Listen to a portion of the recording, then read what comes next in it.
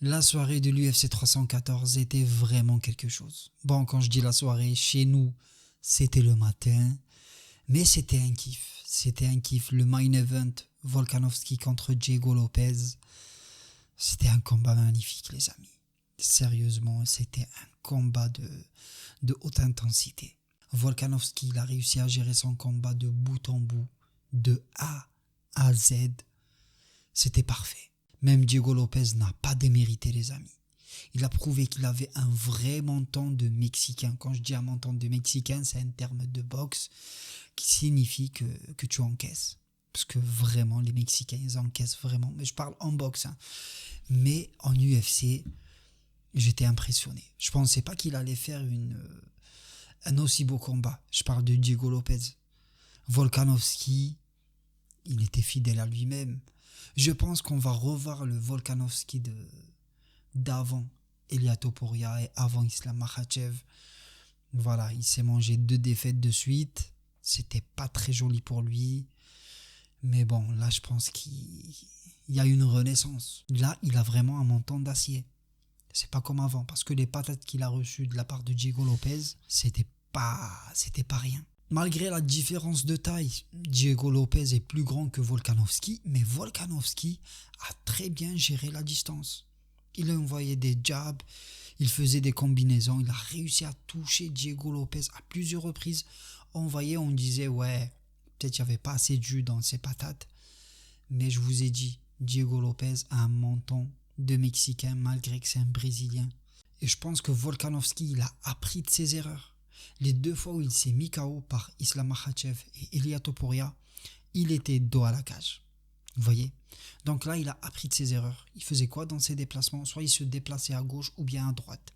Mais jamais en reculant trop jusqu'à avoir le dos sur la cage. Vous voyez? Je pense que c'est une très très bonne technique. Voilà. Et même Diego Lopez, il n'a pas cherché à couper, on va dire, la trajectoire de Volkanovski. C'est ça qui est dommage. Il pouvait faire pareil et couper on va dire, ses déplacements. Une chose qu'il n'a pas fait, mais il n'a pas démérité, franchement. Il était parfait. Le combat était exceptionnel.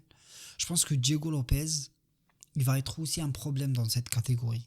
Et le deuxième combat que j'ai kiffé, les amis, c'était Brice Mitchell contre John Silva. J'ai rien à dire.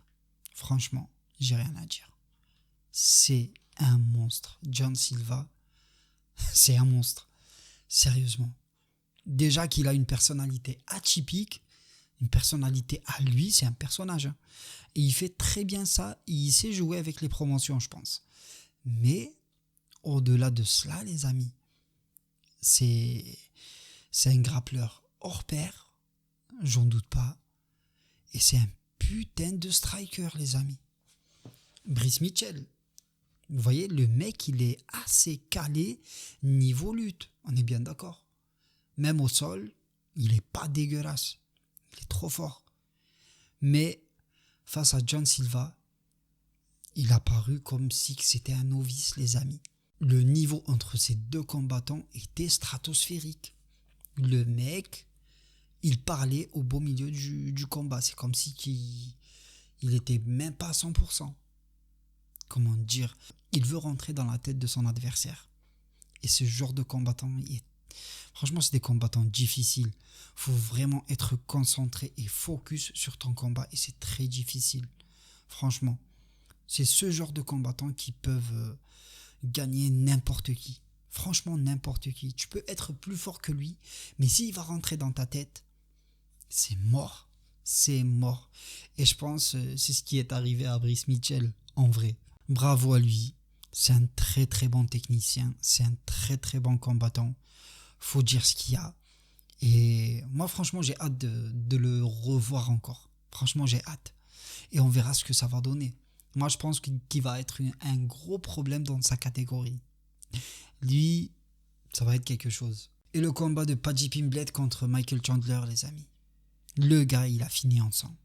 Sérieusement, il a fini dans un état pas possible. Je pense, dans toute sa carrière, il n'a jamais fini un combat dans un état pareil.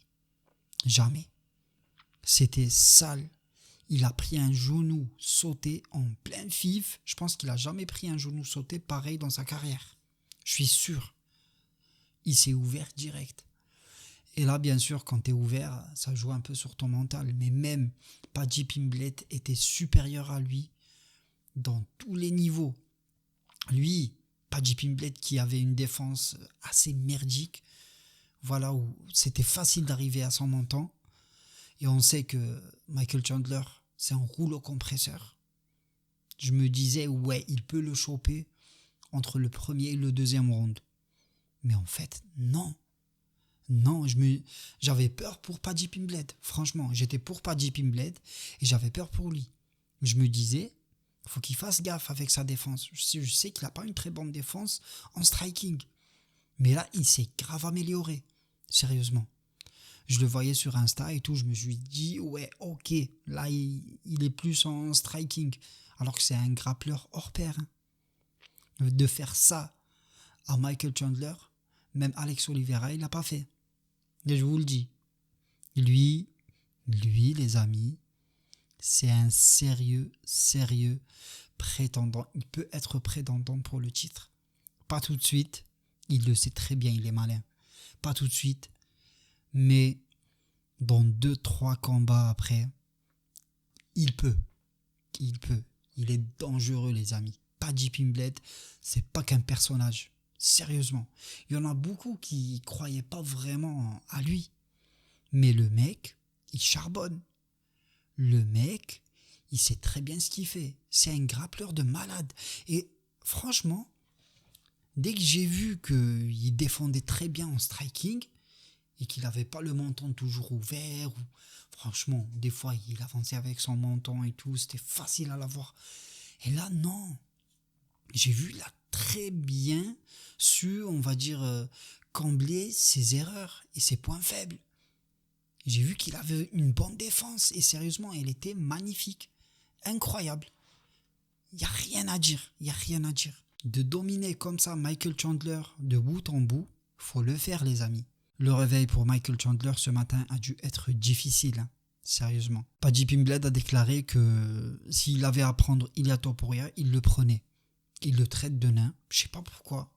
Alors que même Paddy Pimblett, il mesure 1m78. Il n'est pas grand. Mais il traite Ilia Topuria de nain. Voilà, regardez ce qu'il a dit. Il a dit Ilia Topuria, il est encore plus nain que Michael Chandler. Il a déclaré qu'il va lui faire la même chose que Michael Chandler. Après, reste à voir. Il reste à voir, un combat entre les deux serait très très intéressant. Pourquoi pas? Mais je serais plus intéressé par un combat de Ilia Topuria contre Islam Makhachev. Et là, vous le savez qui va gagner. Je pense. Voilà. Je dis rien. Je dis ça, je dis rien. Voilà les amis, j'espère que vous avez bien kiffé cette vidéo. C'était un petit débrief. Voilà, on a parlé de 2-3 combats principaux qu'on a vraiment kiffé à voir. Et on se revoit très très bientôt les amis. D'ici demain ou après-demain, grand max. Je vais mettre une petite vidéo actu les amis. Sur ce, portez-vous bien. Ciao ciao.